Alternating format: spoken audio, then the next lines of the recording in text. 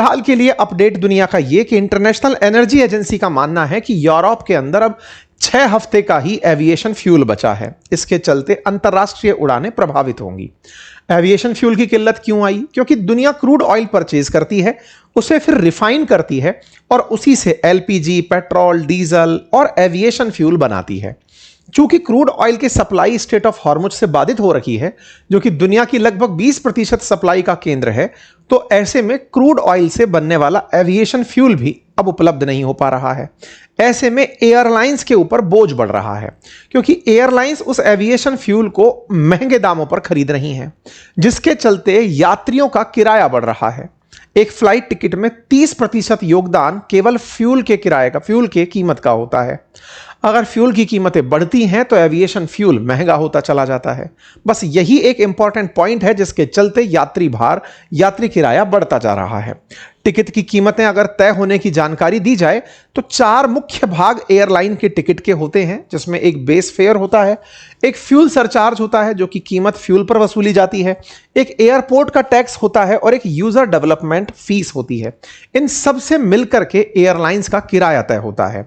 अब आने वाले समय में इस एयरलाइंस पर बढ़ते बाहर के चलते, यात्रियों के महंगे टिकट के चलते, एयरलाइंस पेट्रोल अपने एविएशन फ्यूल की कमी के चलते कदम उठा रही हैं। जैसे दुनिया के अंदर डच एयरलाइंस ने अगले महीने के लिए अपनी 160 फ्लाइट रद्द कर दी हैं, लुफ्तांसा ने 20,000 फ्लाइट रद्द कर दी हैं और 27 हवाई जहाज उड़ाने से ही रोक दिए हैं। इजी जेट ने पहली छमाही में 560 मिलियन पाउंड के नुकसान की आशंका जता दी है। ऐसे में ही एयर इंडिया ने भी अपनी यात्रियों में $280 का किराया जोड़ने का निर्णय ले लिया है। ये सभी की सभी कारण जो हैं, ये बड़ी हेडलाइन बनकर अब दिख रहे हैं। अब प्रॉब्लम तो पता चल गई, समाधान क्या है? समाधान है गडकरी जी के पास। गडकरी जी का मानना है कि प्राकृतिक गैस मंत्रालय ने जब से एविएशन टरबाइन फ्यूल में एथेनॉल ब्लेंडिंग को मंजूरी दी है, तो उससे निश्चित ही फ्यूल की आवश्यकता को कम किया जा सकेगा। 100% जहां आपको पेट्रोल की जरूरत थी या एविएशन फ्यूल की जरूरत थी, अब उसमें अगर इथेनॉल मिलाया जाएगा तो उतनी ही कम पेट्रोल की आवश्यकता होगी। अब ये सब इथेनॉल है क्या? देखिए, रासायनिक रूप से तो फॉर्मूला है इसका C2H5OH। ये एक अल्कोहल है, लेकिन इसके अंदर कैलोरीफिक वैल्यू यानी इसको जलाने के बाद ऊर्जा जो प्राप्त होती है वो पेट्रोल के मुकाबले की ही होती है। इसी के चलते इथेनॉल को पेट्रोल में मिलाया जाता है। पेट्रोल में जब इथेनॉल मिलाया जाता है तो इसके साथ साथ क्लीन एयर वाली बात भी आती है कि इसके साथ निकलने वाले कार्बन डाइऑक्साइड H2O जो हैं, वो कार्बन मोनोऑक्साइड कम उत्सर्जित करते हैं, यानी कि इसके जलने पर कम कार्बन मोनोऑक्साइड बाहर निकल कर आती है। इसलिए इसे एक अच्छे फ्यूल के रूप में ट्रीट किया जाता है। सवाल है इथेनॉल बनता कैसे है? तो इथेनॉल 3 तरह से बनता है। प्रथम जनरेशन जो इथेनॉल है वो गन्ने के रस से, चुकंदर से, सड़े आलू से, मीठे ज्वार से, मक्का से, इनके फर्मेंटेशन से बनता है, जो कि एडिबल गुड्स हैं, इनसे बनता है। सेकंड जनरेशन जो फ्यूल है या फिर इथेनॉल है, वो गेहूं के चूरे से या फिर जिसके अंदर चावल की भूसी हुई, गेहूं की भूसी हुई, कार्न की भूसी हुई, भुट्टे हुए, इनसे जो बनाया जाता है। अर्थात जो आपने फीड कर लिया उसके बाद जो बचा कचरा है, उसके फर्मेंटेशन से भी इथेनॉल बनाया जा सकता है। तीसरा, एल्गी से भी इथेनॉल बनाया जा सकता है। इस पर अभी भी काम चल ही रहा है। ये जो प्रथम जनरेशन इथेनॉल है, इसके साथ एक सवाल जुड़ा रहता था कि अगर ये सब चीजें इथेनॉल बनाने में यूज कर ली गई तो फिर इंसान को ये सामान महंगा मिलने लगेगा। सरकार का तर्क था कि अभी ये सब ऑलरेडी एक्सेस में पैदा होते हैं, इनसे इथेनॉल बना लिया तो हमने इनकी कीमतें अच्छी दिलवा दी, बहुत सारी शुगर मिल्स को बंद होने से रोक लिया, बहुत सारे किसानों को उनके जो फसलें हैं उनकी कीमतें दिलवाना तय कर दिया। तो ऐसे में फसलों का फर्मेंटेशन होकर के बनने वाले इथेनॉल को जब पेट्रोल में 5% मिलाया जाता है तो E5 फ्लेक्स फ्यूल कहलाता है, 10% मिलाया जाता है तो E10 फ्लेक्स फ्यूल, 20% मिलाया जाता है तो 20% के साथ से E20 फ्लेक्स फ्यूल और E85 जब 85% इथेनॉल मिलाया जाता है। एक और श्रेणी जिसे आप E100 कहते हैं, असल में उसमें 5% पेट्रोल होता है और 95% उसके अंदर इथेनॉल होता है। तो जो E100 है असल में वो E95 है, लेकिन उसे E100 के नाम से बोला जाता है क्योंकि उससे ज्यादा इथेनॉल आप मिला नहीं सकते। मतलब अगर मिला दिया तो कहेंगे कि 99.99% तो बना ही सकते हैं, लेकिन तब पेट्रोल खत्म ही हो गया, फिर तो आप इथेनॉल से गाड़ी घुमा रहे हैं। खैर, फिलहाल के लिए ये 4-5 प्रकार के जो ब्लेंडिंग फ्यूल्स हैं, इनमें से E20 फ्यूल ऑलरेडी देश के सभी पेट्रोल पंप्स पर दिया जा रहा है। आप जब भी गाड़ी में पेट्रोल भराते हैं उसमें ऑलरेडी 20% इथेनॉल मिला हुआ है और उसकी वजह से माइलेज पर कोई नुकसान पड़ता हुआ नहीं दिख रहा है, ऐसा सरकार के ऑब्जर्वेशंस हैं।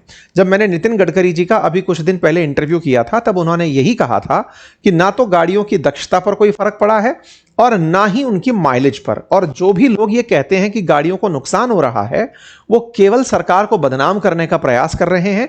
पेट्रोलियम कंपनियों की यह साजिश हो सकती है कि वो इस चीज को ज्यादा प्रमोट ना होने दें, इसलिए वो ऐसा कर रहे हो। खैर, फिलहाल के लिए आप और हम सस्टेनेबल एविएशन फ्यूल की भी चर्चा कर लेते हैं।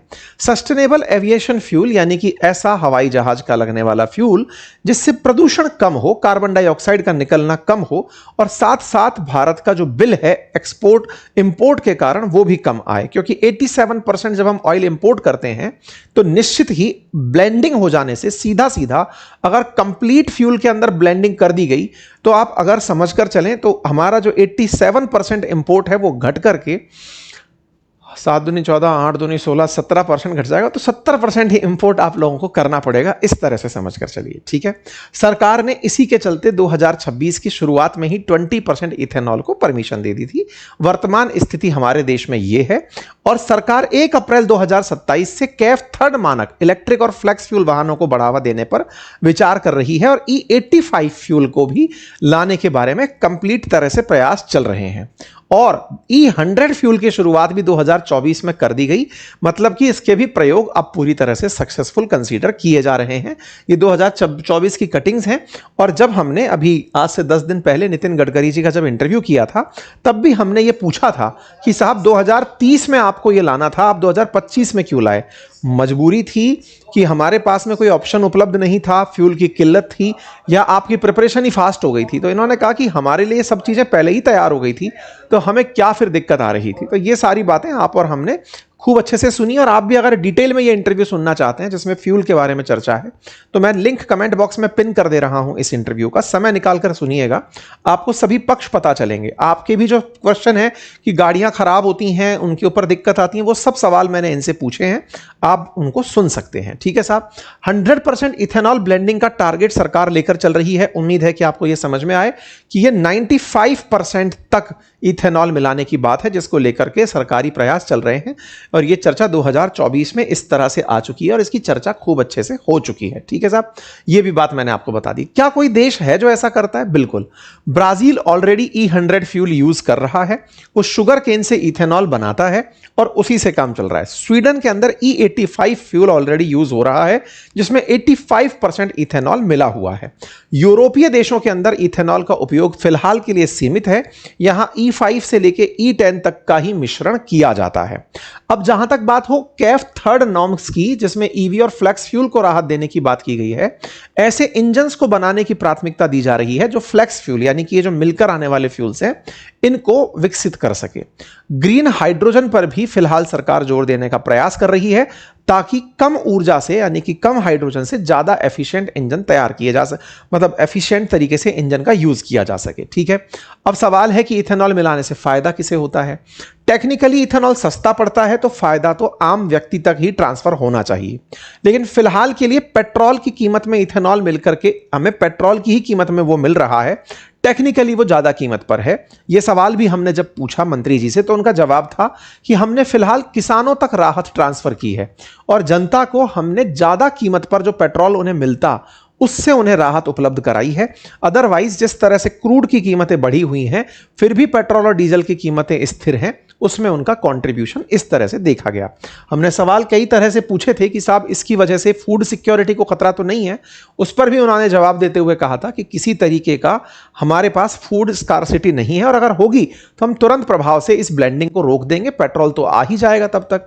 साथ ही साथ इससे प्रदूषण भी कम होता है तो सस्टेनेबल डेवलपमेंट के रूप में यूज किया जा रहा है। कुछ सोशल मीडिया पर ऐसे वीडियो का भी हमने हवाला लिया था जिसमें कहा गया था कि साहब देखो रस्टिंग हो रही है, तो उनका कहना था कि ये कुछ ऐसी प्रैक्टिसेस हो सकती हैं। सरकार ने इसका खूब अच्छे से विस्तार से जांच करवाई है और अगर ऐसी कुछ चीजें होती हैं तो सरकार के उनको नोटिस में लाए जाने की आवश्यकता है।